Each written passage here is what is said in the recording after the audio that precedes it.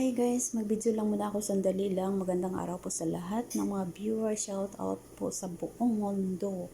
So idagdag ko lang ito sa aking video na yung niluto ko na macarona. Actually guys, yung nasabi ko na yun lahat kahapon, no. So yung nagpakulo ako ng macarona tapos karne rin yung sa isang jider. So pag maluto na yung karne guys at saka yung macarona, luto na yun siya. I-mix ko lang yun siya. So ganun lang siya.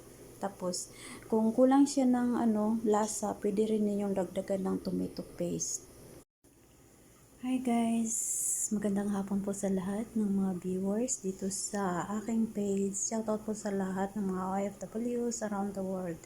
Kumusta po kayong lahat guys? Sana nasa mabuting kalagayan po kayo. Maraming salamat po sa Panginoon sa araw-araw niya, mga blessings.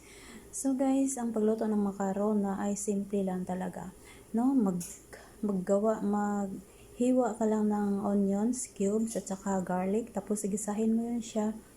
Pagkatapos ilagay mo kung gusto mo ng chicken or yung ginaling kasi na karne yung nilagay ko sa akin.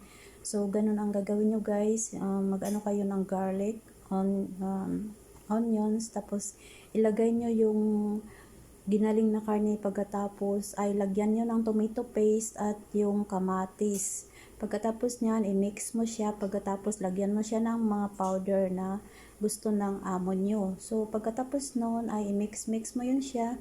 So ilagay nyo na yung karne. Pagkatapos naman dun ay mag-add kayo ng tomato paste, diba? So lagyan nyo ng kunting tubig para siya magluto yung ginaling na karne.